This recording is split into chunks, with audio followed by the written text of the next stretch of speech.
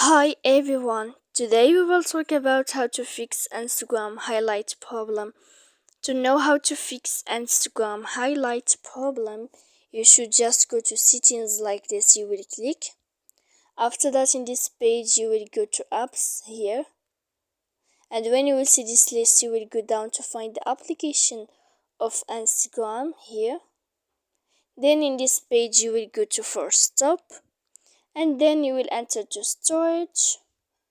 After that, in this page you will click clear cache, and then you will click clear data, and here you can turn off your Wi-Fi like this, as you see here, so that you can know how to fix Instagram highlight problem.